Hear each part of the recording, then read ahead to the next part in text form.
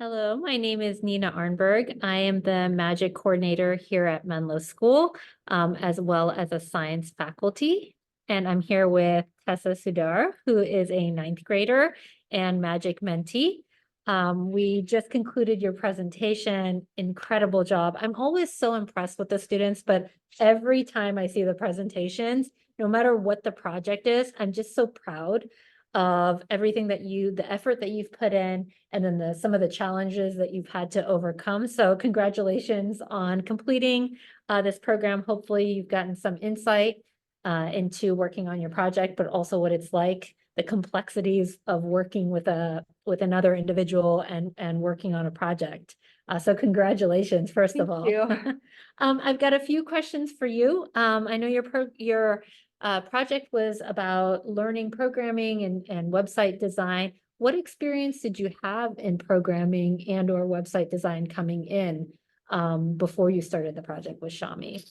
Yeah, so prior to Magic, I participated in this coding program called Code with Clossy, where they teach young girls about different coding or just topics in STEM. And I took their web development class, their app development class, and they also had a data science course as well. So I took all of those. And my favorite one was the web development class because I had learned no coding before. I had only done Scratch. I thought that was really boring. So I was kind of hesitant learning at Code with Clossy at first, but then after my first class, I fell in love immediately. Like I loved the all girls environment, and learning how to code in that space just made me feel really comfortable, since computer science is known to be a male dominated subject. So I thought that it was really cool to be coding with other women who also shared the same passion as me.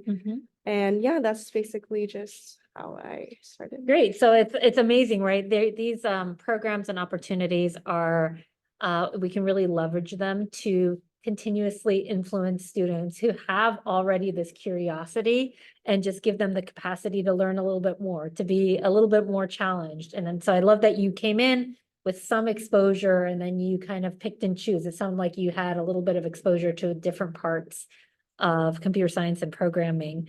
And you also mentioned that you highlighted in your presentation that you worked on learning how to set SMART goals.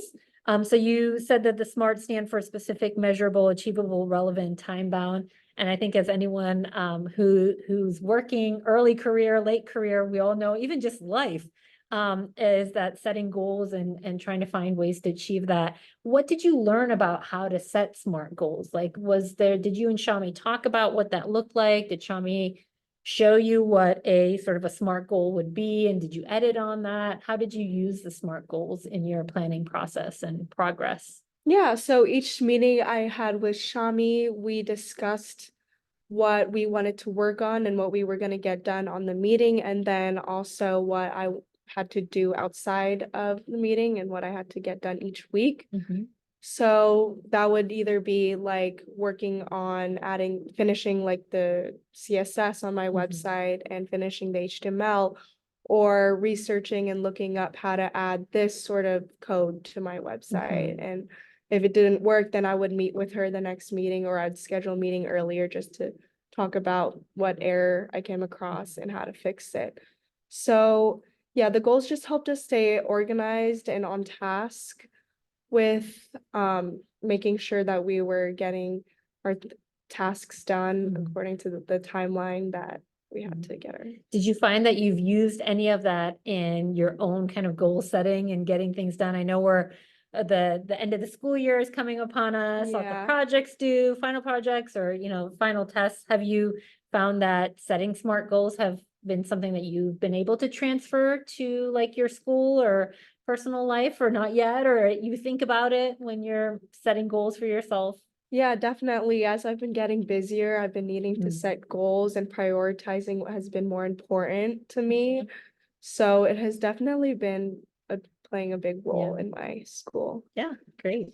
I also wrote in my notes from your incredible presentation that I know you, Shami guided you and sort of, okay, maybe setting a login page, it might be too complex or too big of a scope for where you are and where you want to be by the end of this program.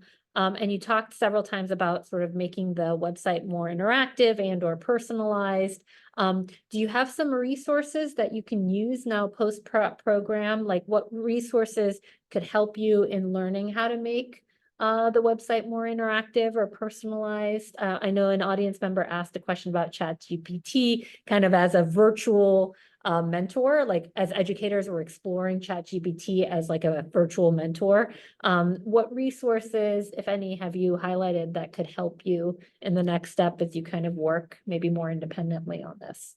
Yeah, so I have tried using ChatGPT to for some questions that I had for coding, but I found it to not be very accurate and not as helpful for me. So what I used were the resources that Shamin gave me, and that really helped me with my coding. And so for the future, I will definitely look more into those resources to add whatever I want to add in the future. Yeah. There was also another question about because you mentioned when I asked the question, where do you get your content? And it was sort of like started with your personal experience and then kind of moved past oh, I heard of a friend that, took this class. And there's a lot of that, how do we share resources of, oh, if you're interested, especially in something where, maybe your friend's circle might not be interested in the same thing as you are. And so then you become a little bit more limited. And this website could be really great because you could personalize it, get,